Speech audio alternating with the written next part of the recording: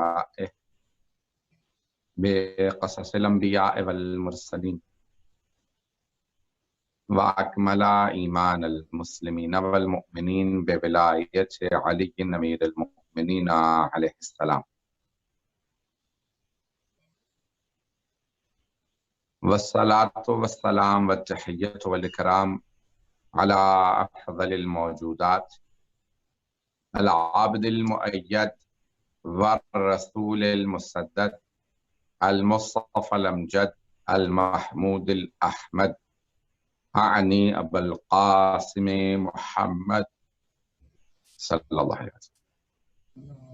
اللهم صل على محمد وعلى محمد وعلى روحه ونفسه وسهره ووسيه سيد الأتقياء والأسفياء مولى الموالي إمام المتقين علي بن أبي طالب عليه الصلاة والسلام،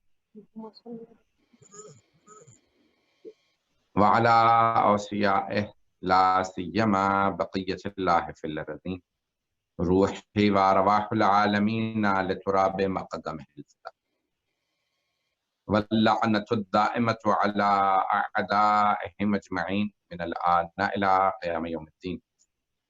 أما بعد، فقد قال الله الحكيم في كتابه الكريم: بسم الله الرحمن الرحيم. الله أعلم حيث يجعل رسالته، صدق اللہ العلی العظیم۔ سورہ فاتحہ کی درخواست ہے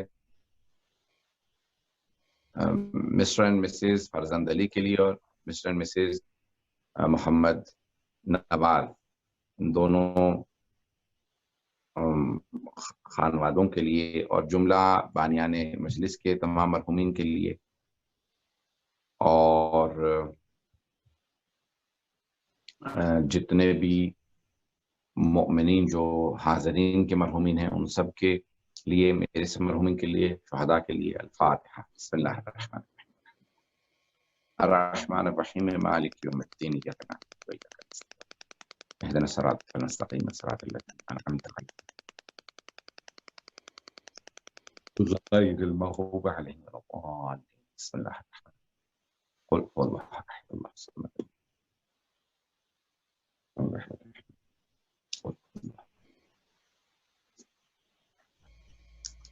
اللہم صلی اللہ۔ خدا رزق رحمت فرمائے۔ آپ کے یہاں شب ہو چکی ہے، شب شہادت امام محمد تقی علیہ الصلوۃ والسلام ہے۔ امام کی ہی مجلس کے لیے کہا گیا ہے۔ میں بہت زیادہ وقت نہیں لوں گا آپ کا، انشاءاللہ کوشش کروں گا مختصر سے وقت کے اندر زیادہ سے زیادہ مطالب پیش کروں۔ امام محمد تقی علیہ السلام ائمہ علیہم السلام میں سب سے کم سن امام ہیں شہادت کے وقت، 25 برس کے تھے واقعی شہادت، اور یہ جو آخری ائمہ علیہم السلام ہیں ان کے اوپر زیادہ مظالم ڈھائے گئے، کیونکہ دشمن ڈرنے لگے تھے کہ بھی 12ویں نے آنا ہے اور وہ ظالموں کے تختے الٹ دیں گے۔ تو بنی عباس کو اس بات کا بہت زیادہ خدشہ ہونے لگا تھا کہ 12ویں نے سب ظالموں کے تختے الٹ دینے۔ تو وہ ائمہ علیہم السلام کو زہر دیتے تھے، کہتے تھے کوشش کریں کہ ان کو مار دیں، شہید کر دیں گے، 12ویں نہ آئے۔ تو امام محمد تقی علیہ السلام جو ہیں ان کو خیر المولود کہا گیا، کیونکہ خود بہت سے ایسے سوالات اٹھنے لگے تھے امام رضا علیہ السلام کے زمانے میں کہ بھی امام کے یہاں اولاد نہیں تھی، 50 برس کے ہو گئے تھے۔ تو لوگ آپ کے بہن بھائی اور شیعہ کہنے لگے کہ بھی جتنی احادیث ہمیں بتائی گئی ہیں اور جو سرور کائنات صلی اللہ علیہ وسلم سے اور ائمہ اہل بیت علیہ السلام سے احادیث آئی ہیں، ان میں سب میں ہے کہ 12 امام ہوں گے، اور وہ ایک کے بعد ایک سوائے محمد حسن حسین کے، وہ دونوں بھائی، باقی سب جو ہیں ایک کے بعد ایک بیٹے ہوں گے، پچھلے امام کے بیٹے اگلا امام۔ تو آپ 8ویں امام میں، اس کا مطلب ہے 12 تک جانا ہے، تو آپ کے یہاں اولاد نہیں۔ تو امام ہمیشہ یہ کی بات کہتے تھے کہ اللہ کا وعدہ ہے، اور اس وقت کیونکہ ظالم اور دشمن جو ہے وہ میرے بیٹے کو مارنا چاہتا ہے، اس لیے اللہ مجھے اولاد نہیں دے رہا، میرے ہاں اولاد ہوگی اور بیٹے جو ہیں وہ دنیا میں تشریف لائیں گے۔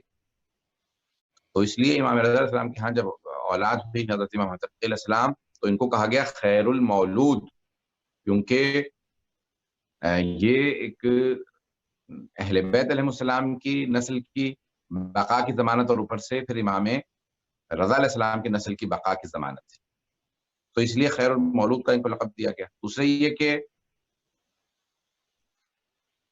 کم سنی میں آپ نے سب سے کم سنی میں منصب امامت کو سنبھالا۔ یوں تو ہمارا عقیدہ یہ ہے، شیعہ عقیدہ یہ ہے کہ امام پیدا ہی امام ہوتے ہیں، بنتے نہیں ہیں۔ نبی اور امام بنتے نہیں ہیں، پیدا ہوتے ہیں، یعنی بلکہ جب سے ان کی خلقت ہوئی ہے تب سے وہ امام، جب ان کو اللہ نے بنایا تو اللہ نے امام ہی بنایا۔ یہ نہیں ہے کہ وہ دنیا میں آتے ہیں، ترقی کرتے ہیں، سیکھتے سکھاتے ہیں پھر امام بن جائے، ایسا نہیں ہے۔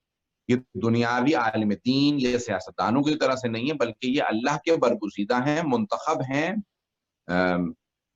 اللہ سبحانہ وتعالیٰ نے ان کو ایسا ہی بنایا ہے، ان کی خاص ایک مقام اور عظمت ہے، یہ علم لدنی کے مالک۔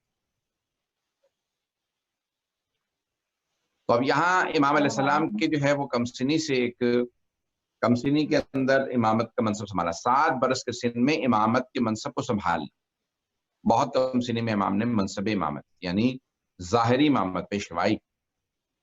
جب امام رضا علیہ السلام کی شہادت ہوئی تو فضل ابن شاہدان اور دیگر جو بڑے بڑے شیعہ جو جلیل القدر بغداد میں مختلف جگہوں پہ تھے، تو ان میں آپس میں بحثیں شروع ہو گئیں اور کہا بھی کون، کب امام کی شہادت ہوئی، سب رو رہے تھے، شیعہ گریہ کر رہے تھے اور غم منا رہے تھے۔ اس کے بعد کہا کہ بھی اب امام کون ہے، تو کہا کہ یہی تو پریشانی کی بات ہے کہ اب جو نئے امام ہیں وہ بہت کم سن ہیں، وہ امام محمد علیہ السلام جو ہیں وہ صرف 7 برس کے۔ تو ایک مرتبہ فضل بن شاہدان کہتے ہیں کہ وہاں جو بعض بہت کٹر قسم کے شیعہ تھے وہ اٹھے اور انہوں نے اس کو مارنا شروع کر دیا، جس نے شک کیا تھا اس کو گلا دبانے لگے، چھڑوایا، کہا کہ نہیں تو اب تک ہمارے درمیان میں بیٹھتا رہا، ہم تجھے شیعہ سمجھتے تھے، ہمیں تو آج پتہ چلا تو منافق ہے، کیونکہ تجھے امامت پہ شک ہے امام علیہ الصلوۃ والسلام کی۔ تو قرآن کریم میں جو ہے جب اللہ سبحانہ وتعالیٰ فرما رہا ہے کہ ہم وَآتَيْنَاهُ علیکم السلام وَآتَيْنَاهُ حُکْمًا صَبِيًّا، ہم نے حضرت یحییٰ ابن زکریا کو بچپنے میں امامت عطا کر دی۔ سبی جو ہے سواد بے، یہ سبی یعنی بچہ، بچپنے میں، بلوغ سے پہلے، بالغ ہونے سے پہلے کا وہ اللہ جو جناب یحییٰ ابن زکریا کو بالغ ہونے سے پہلے منصب نبوت عطا کر سکتا ہے، تو کیا وہ امام محمد علیہ السلام کو کمسینی میں بچپنے کے اندر امامت نہیں عطا کر سکتا؟ تجھے شک اس بات پہ؟ تو بہرحال ہمارے 3 ایسے امام ہیں جنہوں نے بلوغ سے پہلے منصب کو سنبھالا، یعنی جب حضرت علیہ السلام رسول خدا نبی تھے تو اس وقت حضرت علیہ السلام تابع تھے رسول خدا کے، جب حضرت علیہ السلام امام تھے تو امام حسن حسین ان کے تابع تھے، علم لدنی کے مالک ہیں، معصوم ہیں، لیکن امامت ایک وقت میں ایک امام، تاکہ تعداد نہ، یعنی منصب امامت ایک، یعنی لیڈرشپ ایک کے ہاتھ، فیصلہ ایک کے ہاتھ۔ پھر امام حسن علیہ السلام امام تھے تو امام حسین ان کے تابع، پھر امام حسین علیہ السلام امام ہے تو امام سجاد علیہ السلام ان کے تابع، امام باقر علیہ السلام ان کے تابع کی وقت۔ تو بہرحال تو کم سنی میں 3 ائمہ علیہ السلام نے بلوغ سے پہلے 7 برس کے سن میں یا 9 برس کے 5 برس کے سن میں، امام حسن علیہ السلام، امام ہے علی نقی علیہ السلام اور امام 12 امام علیہ السلام، ان کی امامت کا جو دورانیہ وہ شروع ہوتا ہے جب یہ بہت کم سن تھے۔ پہلا جو ایک اعتراض امام حسن علیہ السلام پہ اٹھا وہ تھا کم سنی، دوسرا کہ امام علیہ السلام جو ہیں وہ ان کے بال جو ہیں وہ گھنگریالے تھے، تو بہت سے لوگوں نے یہ کہا کہ بھی امام محمد رضا علیہ السلام کا رنگ بہت زیادہ گورا اور بہت لمبے چوڑے اور بہت ان کے بال سیدھے ہیں، امام محمد علیہ السلام کی آنکھیں بہت بڑی بڑی تھیں لیکن ان کا رنگ امام رضا علیہ السلام جیسا نہیں تھا اور ان کے بال گھنگریالے تھے۔ تو کہا کہ بھی کیوں امام علیہ السلام جو ہے، تو امام نے فرمایا کہ بھی کیونکہ یہ اپنی والدہ پہ، بہرحال ایک کھوجی کو بلایا گیا اور کہا، بہت سے لوگوں نے اعتراض کیا بھی بلایا، کھوج لگائے وہ دیکھتے تھے اور بتاتے تھے، کہا کہ ان کو بلاؤ۔ امام رضا نے کہا کہ آپ وہاں پہ بنی ہاشم کا لباس نہیں پہنیں گے، غلاموں والا لباس پہنیں۔ بہرحال اور جیسے ہی وہ کھوجی آیا تو ایک مرتبہ انہوں نے پہلے امتحان لیا کہ یہ صحیح سے بتاتا ہے، کہا ہاں صحیح سے بتا رہا ہے۔ پھر ایک مرتبہ امام محمد علیہ السلام کو لے کے آیا، کہا بتاؤ یہ کس کے فرزند؟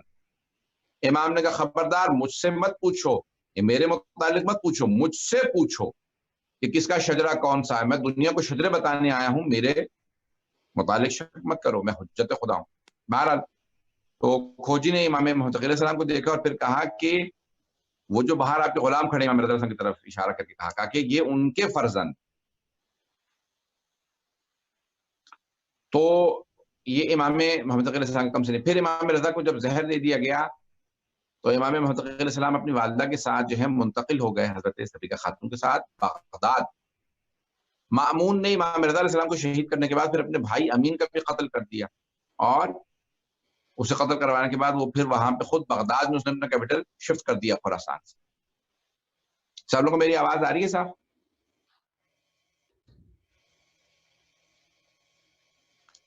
جی قبلہ آ رہی ہے یہاں جی شکریہ. تو اب یہاں امام محمد تقی علیہ الصلوۃ والسلام جب بغداد آئے تو وہاں بغداد میں اس کا کیپٹل تھا مأمون کا. مأمون یہ جو میں نے اس دن پڑھا تھا میں اس کی وضاحت کر دوں کہ بھی ان اللہ یغفر الذنوب جميعا، خدا سارے گناہوں کو معاف کر دیتا ہے سوائے شرک کے. تو اس کا مطلب یہ نہیں کہ صرف شرک، یعنی بہت سے ایسے گناہ ہیں کہ وہ حد شرک تک ہیں. جی شکریہ.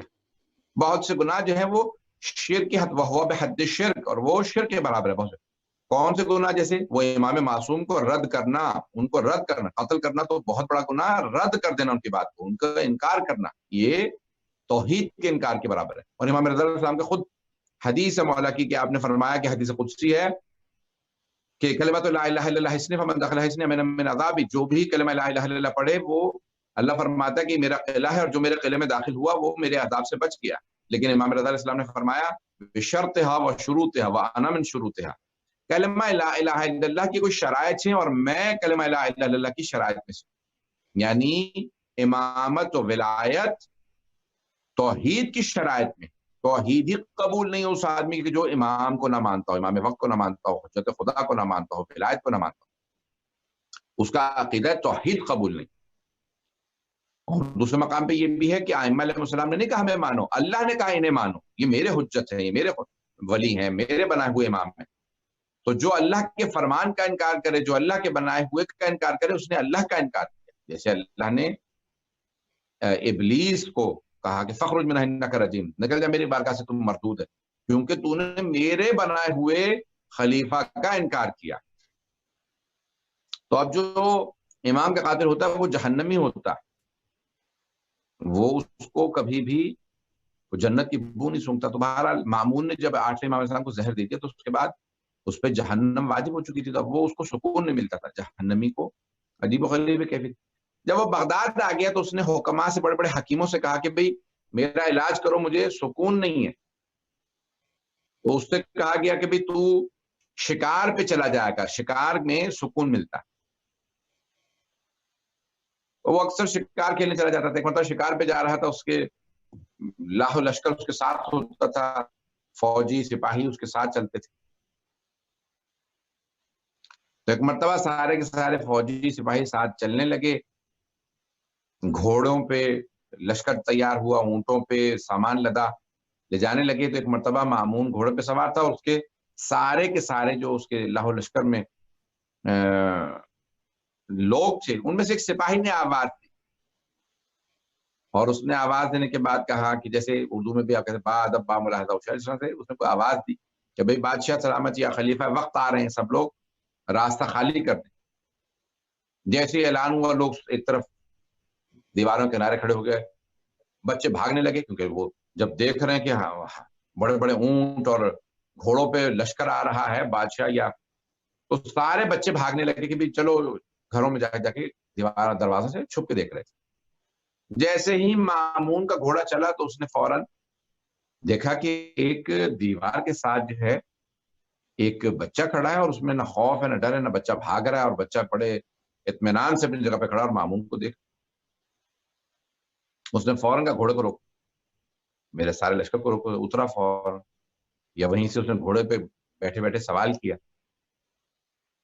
امام محمد علیہ السلام سے، کہا کہ بھئی فرزند برخوردار، سب بھاگ گئے، آپ کیوں نہیں بھاگے؟ سارے بچے بھاگ گئے، آپ کیوں نہیں بھاگے؟ تو امام محمد علیہ السلام، میں اپنے انداز سے پیش کروں تو امام نے کہا کہ بھئی میں بھگوڑوں میں سے نہیں، میں بھاگنے والوں میں نہیں. امام سلیمان نعرہ حیدری، या علی علی مدد ایک مرتبہ امام نے کہا کہ بھئی میں بھاگنے والوں میں سے نہیں ہوں، میں نہیں بھاگوں گا. اس نے کہا کہ بھئی کیوں نہیں بھاگے آپ؟ تو امام علیہ السلام نے فرمایا میں 3 وجوہات کی بنا پہ نہیں بھاگا. اب دیکھیں 7 8 یا 9 برس کے سن میں امام علیہ السلام اس انداز سے گفتگو کر رہے ہیں، اسے سوچنے پہ مجبور ہوا. وہ بھی فوراً سننے لگا، متوجہ ہو گیا، اس کے سارا لہو لشکر متوجہ ہوا کہ ایک بچہ بادشاہ سے ہم کلام ہے، اسے پتہ ہی خلیفہ ہے، بادشاہ ہے، اور بچے کے اندر کوئی خوف نہیں. اس نے کہا میں 3 وجوہات کی بنا پہ نہیں بھاگے. ہاں 3 وجوہات کی بنا پہ. کون سی 3 وجوہ؟ امام علیہ السلام نے کہا پہلی وجہ یہ ہے کہ میرے یہاں کھڑے ہونے سے تیرا راستہ تو روک نہیں رہا، جب راستہ نہیں روک رہا میری وجہ سے تو میں کیوں بھاگوں. اور دوسری وجہ یہ ہے کہ میں نے کوئی جرم نہیں کیا ہے، جب میں قصوروار نہیں ہوں، میں مجرم نہیں ہوں، تو میں بھاگوں کیوں. اور تیسری وجہ یہ ہے کہ مجھے تجھ سے حسن ظن ہے کہ تو معصوموں کو قتل نہیں کرتا ہوگا، معصومین کا قتل نہیں کرتا ہوگا. امام نے یہ کہا، پھر پاز لیا، تھوڑا سا رکے، اور پھر کہا یا تو نے ایسا بھی کیا ہے. یعنی امام علیہ السلام نے اس کو کہا کہ یعنی تو نے کسی معصوم کا قتل کیا ہے. اس کو انڈائریکٹلی عربی کے اندر بڑے پیارے انداز سے کہا کہ کیا تو نے ایسا بھی کیا کہ تو معصوموں کو بھی قتل کر دیتا ہے.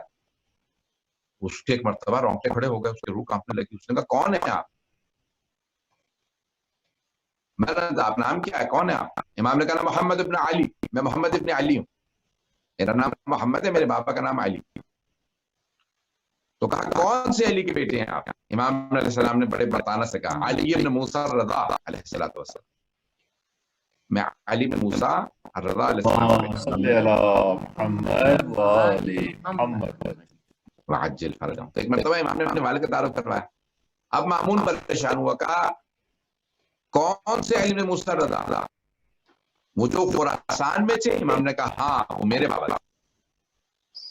یہ سمجھ گیا کہ یہ امام رضا السلام جو میں امام مامون تھے ان کے اس نے زہر دیا تھا، اور وہ جانتا تھا امام رضا. خاموشی سے چلا گیا اور یہ آیت پڑھنے لگا اللہ اعلم حیث یجعل رسالتہ، اللہ کو بہتر معلوم ہے اسے اپنا کسی رسول بنانا، کسی امام بنانا. یہ کہا اور چلا گیا. اللہ شکر سے کہا قافلے کو آگے بڑھاتا. شکار پہ گیا. عربوں کو عقاب کا بہت شوق ہے، گھوڑوں کا اور عقاب. اس زمانے میں بہت زیادہ مشہور تھے، بڑے بڑے خاندانی کے بادشاہ ہوتے تھے، وہ گھوڑے اور عقاب ضرور رکھتے تھے. گھوڑے ایک عربی نسل کی تھی اور وہ عقاب. تو اس نے ایک مرتبہ اپنے عقاب کو ایک دراج کے پیچھے اڑایا، ایک پرندے کے پیچھے اڑا دیا. عقاب بہت تیزی سے اڑتا ہوا گیا دراج کے پیچھے. دراج ایک مرتبہ تیزی سے اڑا اور عقاب اور دراج دونوں آنکھوں سے اوجھل ہو گئے، نہ جانے کہاں چلے گئے. بہت دیر بعد عقاب واپس آیا. جب واپس آیا تو اس کی چونچ میں یا اس کے پنجوں میں ایک چھوٹی سی مچھلی تھی.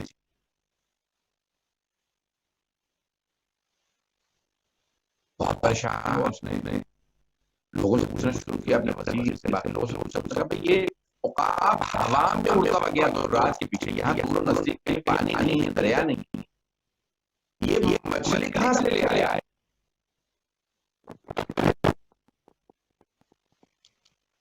سارے قافلے والے نے کہا ہمیں معلوم نہیں، مجھے معلوم کہاں سے مچھلی لے آیا ہے.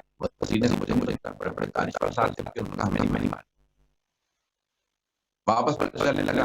مجھ نے کہا ٹھیک ہے، میرے عجائب گھر میں مچھلی کو رکھ دینا اور وہاں پہ لکھ دینا کہ یہ وہ مچھلی ہے جو مأمون خلیفہ کا عقاب ہوا سے لے کے آیا.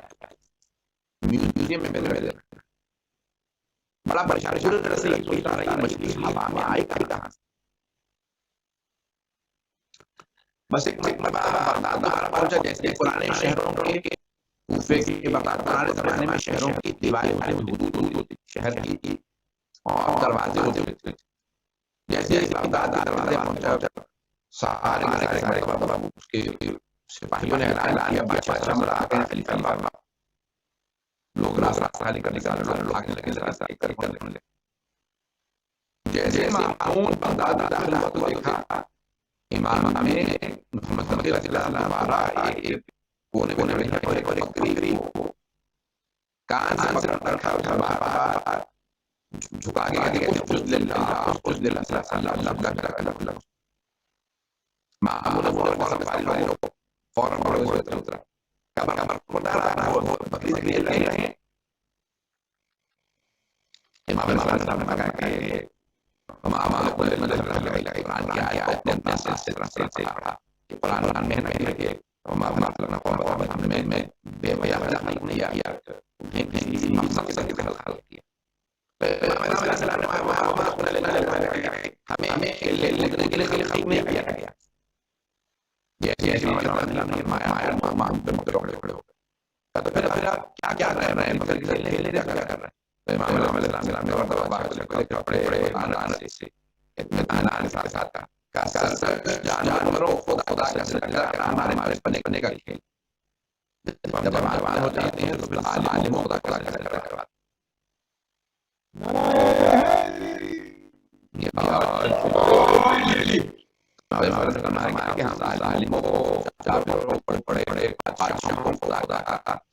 کرواتے ہیں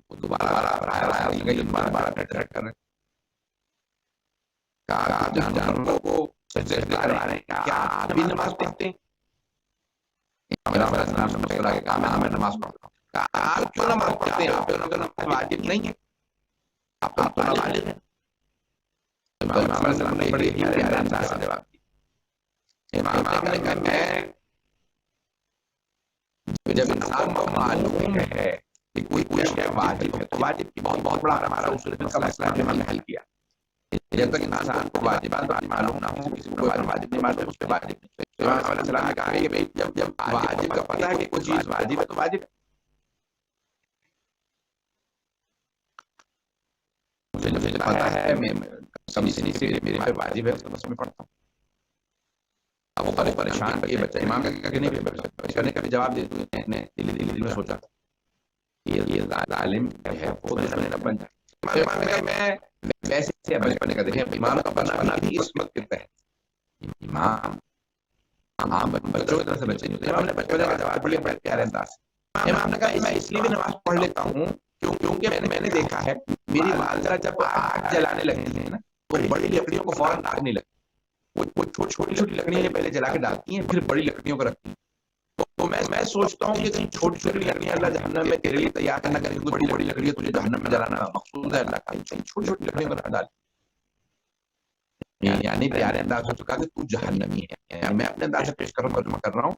امام نے اسے ڈائریکٹ کے لیے ایک مرتبہ سلیکٹ کیا کہ تو جہنم میں جانے والا. گھبرا گیا ایک مرتبہ مامون امام کا جواب سننے کے بعد. جب گھبرایا تو اس نے مرتبہ وہی مچھلی ذہن میں لے کے آیا کہ مچھلی کہاں سے آئی. اس نے فوراً جیب میں ہاتھ ڈالا. ایسے لوگ بچوں کے ساتھ آج بھی کھیلتے ہیں میری مٹھی میں بند کیا ہے فوراً بچوں سے بچے بتاؤ میری مٹھی میں. تو ایک مرتبہ اس نے جیب میں ہاتھ ڈالا اور مچھلی نکالی خاموشی سے چھپا کے اور چھپا کے امام کے سامنے مچھلی رکھی اور کہا اپنی مٹھی میں بند. بتائیے میری مٹھی میں بند کیا ہے. امام علیہ السلام نے ایک مرتبہ مامون کے چہرے کو دیکھا اور بڑے پیارے انداز سے جواب دیا. کہا کہ بادشاہ سکون حاصل کرنے کے لیے شکاروں پہ جاتے اور شکار پہ جانے کے بعد اپنے عقاب کو دراج کے پیچھے اڑا دیتے. خداوند متعال سمندروں میں بعض اوقات بھمر چلاتا ہے. سونامیز آتی ہیں بعض اوقات اس کے اندر سیلاب آتے ہیں بھمر چلتے ہیں اور دریاؤں سے سمندروں سے بعض اوقات اس تیز پانی کے فشار کے اندر چھوٹی مچھلیاں تاب نہ لاتے ہوئے اڑ جاتی ہوا میں پانی کے ساتھ اڑتی ہیں. جب عقاب اڑ رہے ہوتے ہیں دراج کے پیچھے وہ اچانک ہوا میں مچھلی دیکھنے کے بعد دراج کو چھوڑ کے مچھلی لے آتے ہیں. بادشاہ پریشان ہو جاتے ہیں کہ مچھلی آئی کہاں سے اور آنے کے بعد ذریت رسول خدا کا امتحان لیتے ہیں کہ بتائیے مچھلی آئی کہاں سے میرے ہاتھ میں کیا. سبحان اللہ سبحان اللہ اللہم صلی علی محمد. جیسے مامون نے امام علیہ السلام کا پورا تجزیہ سنا ہے فوراً کہنے لگا اللہ اعلم حیث یجعل رسالتہ. اللہ بہتر جانتا ہے اسے کسے نبی بنانا ہے کسے رسول بنانا ہے کسے امام بنانا. اس نے اپنے ایک سپاہی سے کہا کہ اس بچے کے ساتھ جاؤ، اس کا گھر دیکھ لو کہاں ہے اور مجھے بعد میں بتانا. گھر میں اپنے محل میں گیا، قلعے میں، جو اگر آپ پرانے بغداد جائیں تو آج بھی اس کے قلعے کی حدود وہاں موجود ہے، بنی عباس کا جو قلعہ. بہرحال ایک دن کہنے لگا اس بچے کو لے کے آؤ. محمد ابن علی جس بچے کا نام تھا، جس نے مجھ سے، میں نے جب سوال کیا تھا جس بچے سے، اور بلایا اور کہا کہ بھی اپنے بنی عباس سے کہا کہ میں اپنی بیٹی کی ام حکم کی شادی کر رہا ہوں اس بچے سے. بنی عباس نے اعتراض کیا، کہا بچے سے شادی کر رہے ہو؟ تمہاری بیٹی شہزادی ہے، یتیم بچہ جو غریب ہے اس کے ساتھ کیوں تم شہزادی کو بیاہ کرتے؟ یہ بچہ عام بچہ نہیں، اس پہ نظارت رکھنا. بیٹی کو بیاہوں گا جاسوسی کرے گی، وہ جوان ہے، کون کون اس سے ملتا ہے، کون کون سے شیعہ آتے ہیں، کہاں کہاں سے لوگ آتے ہیں. ایسا نہ ہو کہ یہ. کربلا کے بعد سب کے سب جو حکمران تھے وہ ڈر گئے تھے کہ آل محمد جو ہیں وہ 72 کے ساتھ بھی قیام کر سکتے ہیں، لاکھوں کے لشکر سے لڑ جاتے ہیں، اور ان کا بچہ بھی میدان سے بھاگتا نہیں ہے، یہ فراری نہیں ہے، یہ فرار نہیں کرتا. تو وہ ڈرتے تھے اہل بیت علیہ السلام. تو اس نے معلوم کیا، اس نے کہا بھی پتا کرو کہ کہاں ہے. بہرحال بنی عباس نے اعتراضات کیے کہ بھی سب کہنے لگے بھی مامون سے اپنی بیٹی کو مت بیاہ، شہزادی کو. تو کہا کہ نہیں، تم جسے چاہو بڑے سے بڑا عالم لے آؤ جو مناظرہ کر لے اس بچے سے. یہ بچہ عام بچہ نہیں. انہوں نے کہا ٹھیک ہے. اس زمانے کا سب سے بڑا جو عالم ہے، مفتی اعظم ہے، وہ ہے یحییٰ ابن اقسم. سب سے قابل عالم مانا جاتا تھا اس زمانے کا مفتی اعظم. انہوں نے اسے دعوت دی، کہا ٹھیک ہے آ جاؤ. امام علیہ السلام کو بلایا گیا. امام کو جیسے محل میں لائے، قلعے میں لائے، تو کہا کہ امام کے لیے بھی مامون نے کہا کہ تخت لگا دو. امام نے کہا نہیں تخت نہیں، میرے لیے ممبر لگوائے. امام کے لیے ممبر لگوایا گیا، کچھ فاصلے سے رکھ. امام آئے اور آ کے ممبر پر تشریف فرما ہو گئے. 9 برس کے امام کم سن ہے، امام کے بھی نہ داڑھی آئی نہ کچھ. امام نے امامہ سر پہ پہن رکھا جیسے رسول خدا کا لباس تھا، بہت خوبصورت. ایک مرتبہ امام تشریف فرما ہوئے، درباری سب کے سب جمع ہو گئے. اتنے میں یحییٰ ابن اقسم آ گیا، اس کو لے آئے لوگ. کبھی یہ 70 سال سے اوپر کا سب سے بڑا قابل عالم دین ہے ہمارے زمانے. یحییٰ ابن اقسم سے کہا کہ بھائی تیرا اس بچے سے مناظرہ ہے. کہ میرا کس سے مناظرہ ہے؟ مناظرے کے لیے بلایا تو بتاؤ تو صحیح. کہیے سامنے ممبر پہ بچہ بیٹھا. یحییٰ ابن اقسم ہنسنے لگا. کہا میں اس وقت سب سے قابل اور سب سے قوی عالم دین مانا جاتا ہوں. صحیح، میرا مناظرہ رکھا بھی ہے تو بچے کے ساتھ. مامون نے کہا بچے سے مناظرہ کر کے تو دیکھ، تجھے اندازہ ہو جائے. اس نے ایک مرتبہ امام علیہ السلام کو دیکھا، کہا برخوردار آپ پہلے سوال کریں گے پہلے میں سوال کروں؟ امام علیہ السلام نے اس کو دیکھا، کہا کہ تم چاہو تو تم پہلے سوال کر لو، کہو تو میں پہلے سوال کر لیتا ہوں. یحییٰ ابن اقسم نے کہا بچے کو اتنا یقین اپنے علم پہ کیسے؟ مامون نے کہا تو مناظرہ شروع کر، تجھے اندازہ ہو جائے گا. کہا ٹھیک ہے. اس نے سوچنا شروع کیا کیا سوال کروں. تو اس نے دیکھا کہ ابواب فقہ میں ہمارے ہاں 56 ابواب ہیں، ان میں سب سے زیادہ یہ 54. سب سے جو مشکل باب ہے وہ ہے حج، اور حج میں سب سے جو مشکل باب ہے، چیپٹر ہے، وہ ہے کفارات کا. جب انسان احرام باندھ لیتا ہے، 2 کپڑے مرد باندھتے ہیں، خواتین 2 کپڑے میں نارمل پہنتی ہیں، لیکن وہ احرام میں جب آ جائیں تو تروک ہیں. تروک یعنی ترک کرنا واجب ہے کچھ چیزوں کا. 24 چیزوں کا ترک کرنا واجب ہے. محرم پہ حالت احرام میں جو ہوتا ہے اسے کہتے ہیں محرم.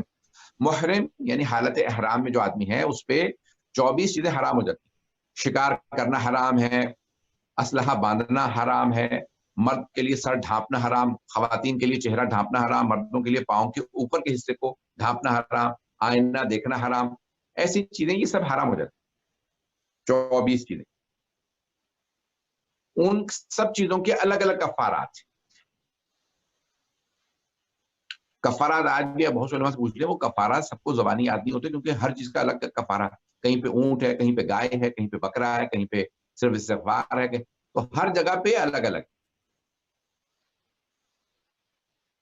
تو اس نے سوچا کہ بھی حج مشکل، حج میں کفارات مشکل، کفارہ کا سوال کر دیتا ہوں. ٹھیک ہے برخوردار بتائیں محرم.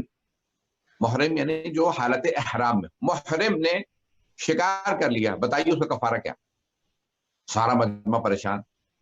کہا دیکھو جو مناظرہ تھا بھی تو بچے سے اتنا مشکل سوال کری تو ہمیں جواب نہیں آتا، بچے سے سوال اتنا مشکل کیا.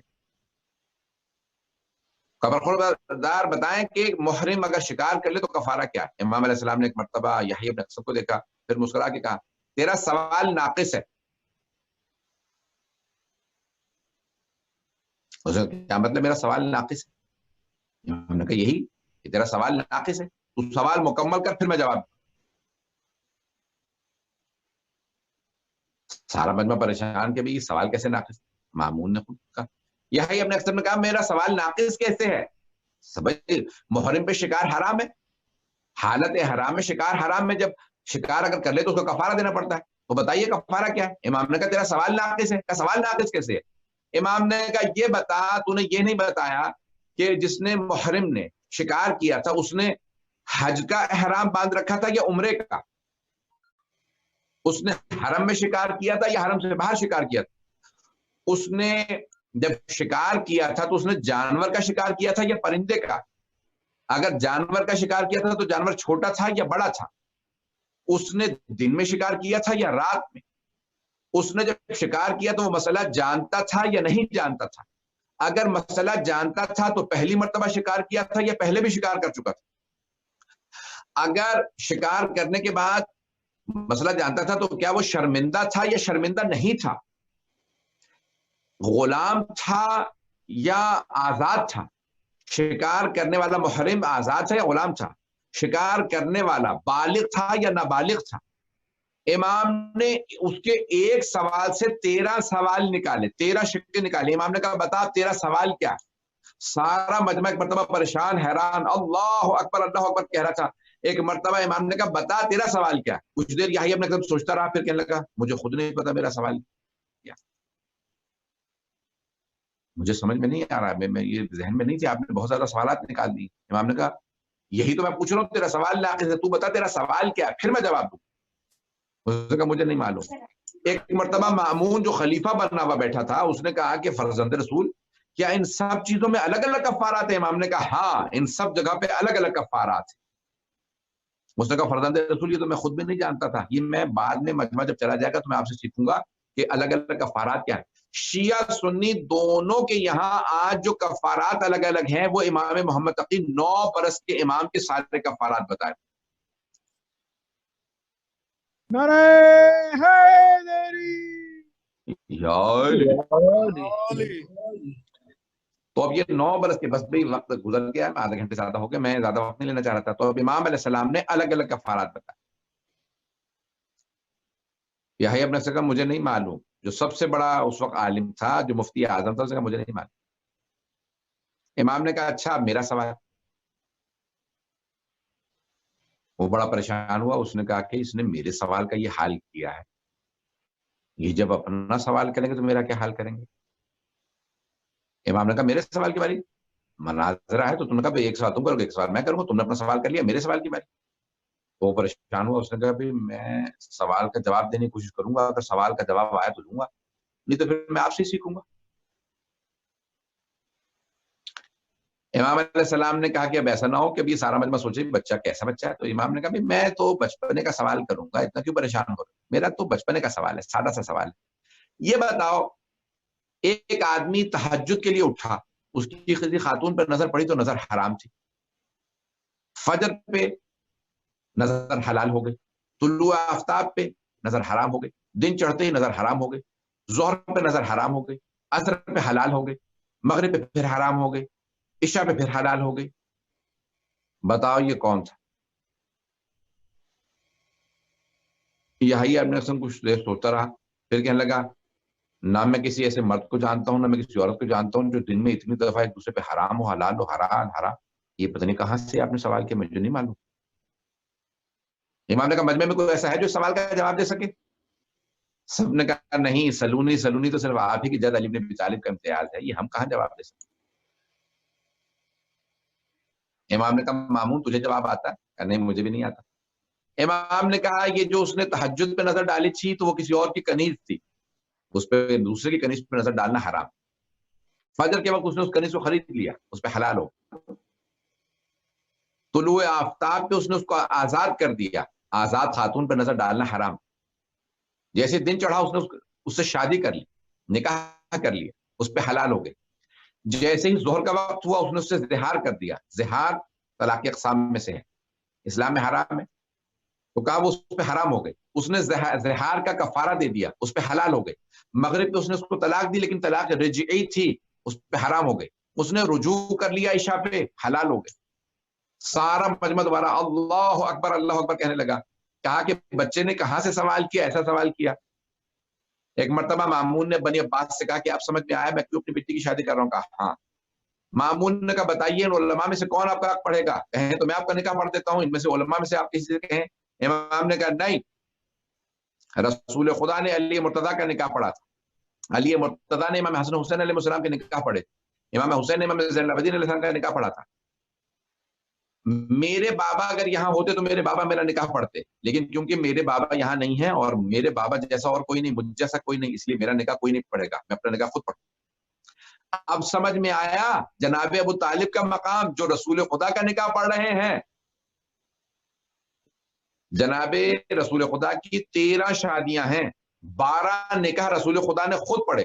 جو سب سے ان کی مقدس شادی تھی وہ جناب خدیجہ سے تھی, اور وہ نکاح جناب ابو طالب نے پڑھا سلام اللہ یاد. پاک بی بی کی شان میں بآواز بلند صلوات. اللہم صلی علی محمد وآل محمد. بس میں زیادہ وقت نہیں لوں گا آپ لوگوں کا. تو اب یہ امام علیہ السلام نے خود اپنا حق پڑھا. اور یہ جو آج ہمارے ہاں شیعہ شادیوں میں خطبہ نکاح پڑھا جاتا ہے وہ امام محمد تقی علیہ السلام کا ہے. الحمدللہ قرارا بنعمتہ ولا الہ الا اللہ اخلاصا لوجہ. یہ خطبہ امام محمد تقی علیہ السلام کا, امام نے خطبہ دیا, پھر اپنا خود نکاح پڑھا. لیکن ام حکم سے امام کو اولاد نہیں. 18 برس کے جب ہوئے تو امام مدینے چلے گئے اور پھر جا کے حضرت سمانہ خاتون سے شادی کی. اور پھر امام کے ہاں 2 بیٹے, امام علی نقی علیہ السلام اور امام علی نقی علیہ السلام کے بعد حضرت موسیٰ مبرقہ کی ولادت ہوئی, اور ایک بیٹی حضرت حکیمہ خاتون کی ولادت. تو امام کے ہاں 3 اولاد ہیں. رضوی سادات, جیسے میں رضوی ہوں, تو رضوی سادات, تقوی سادات, جوادی اور مبرقی سب کے سب حضرت موسیٰ مبرقہ کی نسل سے ہیں, جو امام موسیٰ کا امام محمد تقی علیہ السلام کے بیٹے ہیں, دوسرے بیٹے, جن کا روضہ, جن کا مقبرہ قم مقدس میں ہے. حضرت معصومہ قم بھی وہی ہیں, وہاں پہ 180 امامزادے امام کی ائمہ علیہ السلام کے بیٹے. تو حضرت موسیٰ مبرقہ بھی قم میں ہیں. حضرت معصومہ قم کے بعد سب سے زیادہ رتبہ ان کا ہے, اور وہ ان کے وہاں پہ جب آپ جائیں تو باہر لکھا ہوا ہے کہ یہ رضوی, تقوی, جوادی اور مبرقی, کیونکہ موسیٰ مبرقہ ان کا نام تھا, مبرقی سادات کے جد ہیں, جد ہیں. اور یہ مشہور ہے کہ امام محمد تقی علیہ السلام نے حضرت موسیٰ مبرقہ سے کہا کہ اپنے بیٹوں سے کہنا کہ وہ رضوی لکھیں, کیونکہ میرے بابا کی اور اولاد نہیں تھی, اس لیے وہ رضوی سادات. اب یحییٰ ابن اقسم کو امام محمد تقی علیہ السلام سے بہت زیادہ بغض ہو گیا, بہت زیادہ نفرت ہو گئی. کیوں؟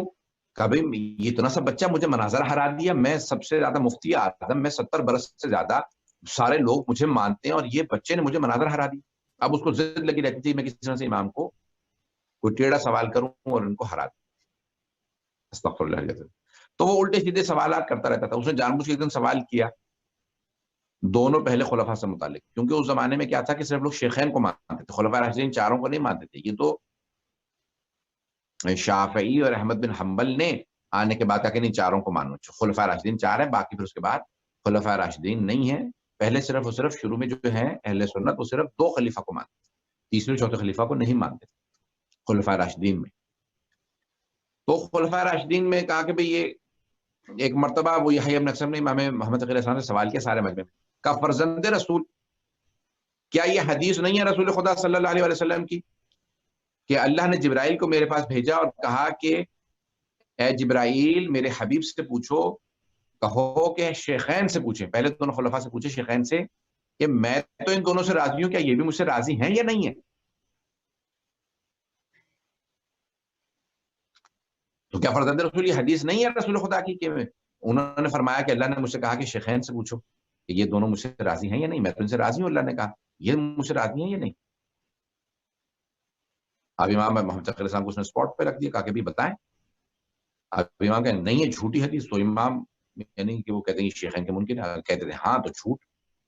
تو آ کے بتائیے کیا یہ حدیث کہی ہے رسول خدا نے یا نہیں کہی؟ خلفاء بھی سارے دیکھنے لگے، مجمع بھی دیکھنے لگا کہ ابھی کیا کہتے ہیں۔ امام نے کہا میں تمہارے اس سوال کے جواب سے پہلے تم سے 2 سوال کرنا چاہتا ہوں۔ اس کا فرمائیے کیا سوال ہے؟ اب لوگ یعنی وہ بڑا خوش کہ بھی مجھ سے امام پوچھ رہے ہیں، اس کا مطلب ہے کہ کوئی میرے میں بھی کوئی خوبی ہے کہ امام مجھ سے پوچھ رہے ہیں، لوگ کہیں گے کہ بھی امام نے سے سوال کیا۔ امام نے کہا کیا تم نے میرے جد رسول خدا صلی اللہ علیہ وسلم کی یہ حدیث سنی ہے؟ لقد کثرت الکذابۃ علیہ، مجھ پہ جھوٹ باندھنے والوں کی تعداد بہت زیادہ ہوگی، جھوٹ جو گھڑ کے میرے سے نسبت منسوب کر دیتے ہیں۔ کیا میرے جد رسول خدا نے یہ کہا تھا کہ میرے سے جھوٹ باندھنے والوں کی تعداد زیادہ ہے؟ کہا ہاں یہ کہا تھا۔ کیا تم نے یہ بھی حدیث سنی ہے کہ میرے جد رسول خدا نے فرمایا من کذب علی متعمدا فقد بوأ مقعدہ من النار، جو بھی جانتے بوجھتے ہوئے جھوٹ کی نسبت میری طرف دے گا، جھوٹ بولے گا اور کہے گا کہ رسول خدا نے فرمایا ہے، تو وہ جہنم میں جائے گا۔ کہاں یہ بھی رسول خدا نے فرمایا ہے کہ رسول جو بھی جانتے بوجھتے ہوئے رسول خدا کی طرف جھوٹ کی نسبت ہے وہ جہنمی۔ اب امام نے جان بوجھ کے اس سے سوال کر کے اسے پھنسا لیا۔ امام نے کہا اچھا تو دونوں حدیثیں مانتے ہو؟ کہاں؟ امام نے کہا یہ آیت قرآن میں ہے، یہ مانتے ہو کہ آیت قرآن میں کہ انا خلقنا الانسان ونحن نعلم ما يوسوس في صدره ونحن اقرب الیہ من حبل الورید، ہم نے انسان کو خلق کیا ہے اور ہم جانتے ہیں کہ انسانوں کے دلوں میں کون کون سے وسوسے آتے ہیں اور ہم انسان کی شہرت سے زیادہ قریب ہیں۔ مانتے ہو یہ آیت ہے؟ کہاں یہ آیت ہے؟ تو کہا کہ وہ اللہ جو انسان کی شہرت سے زیادہ قریب ہے اور دلوں کے وسوسے جانتا ہے، کیا وہ نہیں جانتا کہ شیخین کے دل میں کیا تھا؟ کہا یہ حدیث گھڑی ہوئی ہے، کیونکہ میرے جد رسول خدا فرما گئے ہیں کہ یہ ایسی لوگ حدیثیں گھڑ دیں گے۔ کہا کہ وہ اللہ جو دلوں کے بھید جانتا ہے وہ کیسے سوال کر سکتا ہے؟ اللہ نہیں سوال کر سکتا۔ ہاں یہ تو اللہ کہہ سکتا ہے کہ میں جانتا ہوں ان کے دلوں کے اندر میرے متعلق شک ہے، یہ راضی ہیں یا نہیں اللہ جانتا ہے۔ یہ اللہ سوال نہیں کر سکتا کہ کوئی میرے سے راضی ہے نہیں ہے، میں اس سے راضی ہوں۔ یہ اللہ یہ بتائے گا کہ میں راضی ہوں یا نہیں ہوں، یہ نہیں پوچھے گا کہ یہ لوگ مجھ سے راضی ہیں یا نہیں، مجھے نہیں پتا۔ استغفر اللہ رب العزت، یہ تو توحید ہی تم نہیں مانتے۔ اور وہیں سے اس نے جو ہے منصوبے بنانا شروع کیے خلفاء کے ساتھ مل کے کہ بھئی یہ جو ہیں حامی نہیں ہے اور ان کو مار دیا جائے زہر۔ اس نے فتویٰ دے دیا امام کے قتل، اور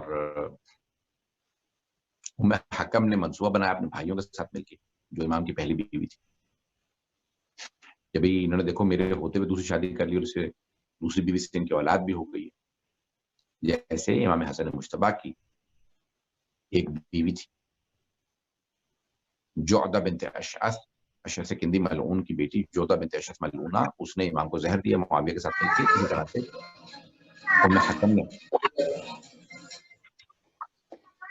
اپنے بھائیوں کے ساتھ مل کے معاویہ کے ساتھ منصوبہ بندی کی اور امام کو زہر دینے کا منصوبہ بنایا، امام کو زہر دیا۔ باقی میں نے تمام کیا 2-4 دنوں کے ساتھ۔ امام کی والدہ، امام اپنی والدہ کو مدینے چھوڑ آئے، زوجہ کو بھی اور اپنے بچوں کو بھی، کیونکہ امام کو پتا تھا کہ یہ میرے بچوں کو بھی مار دیں گے۔ امام علیہ السلام صرف 6-7 برس کے تھے۔ امام کی والدہ حضرت صدیقہ خاتون وہیں پہ تھی زندہ مدینے میں، اپنے پوتے پوتیوں کے ساتھ رہ رہی تھی۔ تو ایک دن ایک مرتبہ امام علیہ السلام رونے لگے اور کہا کہ دادی اماں لگتا ہے میرے بابا کو زہر دے دیا، یعنی صراحت سے نہیں، فوراً نہیں بتایا، کیونکہ امام کو تو پتا ہوتا ہے، کیونکہ جانتے ہیں ماں کو بیٹے کی شہادت کی خبر دینا بڑا مشکل کام ہے، کسی ماں کو نہیں بتایا جاتا کہ آپ کا بیٹا مارا گیا۔ ایک مرتبہ فرمانے لگے کہ دادی اماں مجھے لگتا ہے میرے بابا کو زہر دے دیا گیا۔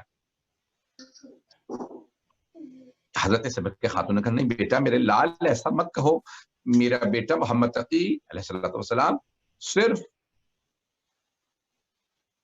25 برس کا جوان ہے، بیٹا میرے بیٹے کا نہیں دادی اماں میرے بابا کو زہر دے دیا گیا۔ کہا بیٹا آپ کو معلوم ہے؟ کہا کیونکہ جانتی ہیں میرا پوتا امام ہے، یہ اشتباہ نہیں کر سکتے، غلطی نہیں کریں گے۔ کہا دادی اماں وہ جو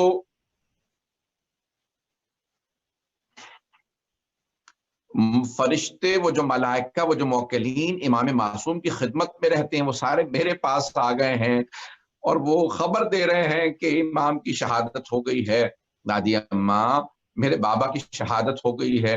ایک مرتبہ کہا کہ بیٹا کون غسل و کفن کرے گا میرے بیٹے کا؟ کہا نہیں دادی اماں میں خود جاؤں گا، حکم الہی سے میں جاؤں گا، میں جا کے اپنے بابا کا غسل و کفن کروں گا. کتنی مظلومیت ہے، نہ جانے آل جناب سیدہ کوئی کسی کو کہاں زہر دیا گیا، کسی کو کربلا میں بے گور و کفن لاشا چھوڑ دیا گیا، لاشے پہ گھوڑے دوڑائے گئے، مختلف ائمہ کو کسی کو یہاں زہر دیا گیا، کسی کو وہاں.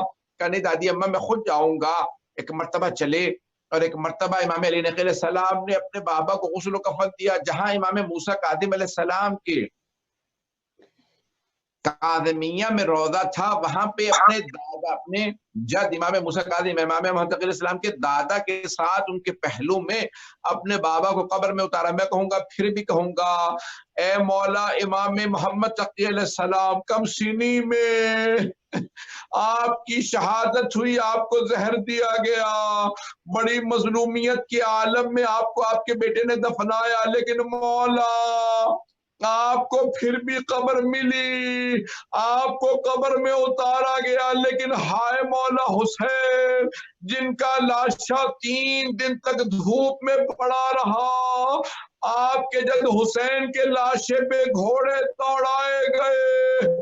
کسی بھی بیٹا، کوئی بیٹا یہ برداشت نہیں کرتا میرے بوڑھے باپ کے لاشے کو پامال کیا جائے، میرے بابا کے لاشے کو دھوپ میں بے گور و کفن چھوڑ دیا جائے، میرے بابا کا لاشا 3 دن تک دھوپ میں پڑا رہے. کوئی بی بی رو رو کے گئے، ہائے میں نے چکیاں پیس کے پالا تھا، میرے لال کا لاشا دھوپ میں پڑا رہا.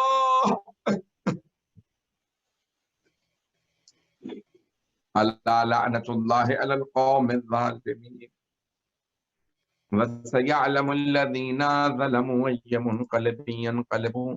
پروردگار محمد تقی علیہ السلام کے صدقے میں مسٹر اور مسز فرزند علی اور مسٹر اور مسز محمد نواز کے درجات بلند فرما، ان کی قبروں کو منور فرما، حاضرین کے تمام مرحومین کی مغفرت فرما. پروردگار تجھے واسطہ، تجھے تیرے امام کا واسطہ، تجھے تیرے ولی کا واسطہ، تیرے حجت کا واسطہ تو نے بھیجا پروردگارہ، امام تقی علیہ السلام کا واسطہ. کرونا وائرس کا خاتمہ فرما، دشمنان اہل بیت کو نیست و نابود فرما، داعش و طالبان کو آل سعود کو غارت فرما. پروردگارہ ہمارے مقامات مقدسہ کی حفاظت فرما. پروردگارہ ہمیں زندگی میں بار بار امام محمد تقی علیہ السلام کی زیارت نصیب فرما، آخرت میں ان کی شفاعت نصیب فرما، دشمنان اہل بیت کو نیست و نابود فرما. پروردگارہ ہمارے تمام مرحومین کے درجات بلند فرما، ان کی قبروں کو منور فرما، بے اولادوں کو اولاد عنایت فرما. پروردگار ہمارے تمام جو مومنین مریض ہیں کورونا وائرس میں یا کسی بھی اور بیماری میں مبتلا ہیں، پروردگار ان سب کو شفائے کاملہ عاجلہ عنایت فرما. تمام مومنات کے رزق و روزگار میں برکت عنایت فرما، پریشان حالوں کی پریشانیاں دور فرما. ربنا تقبل منا انك انت السميع العليم بحق محمد وآلہ الطیبین الطاہرین المعصومین.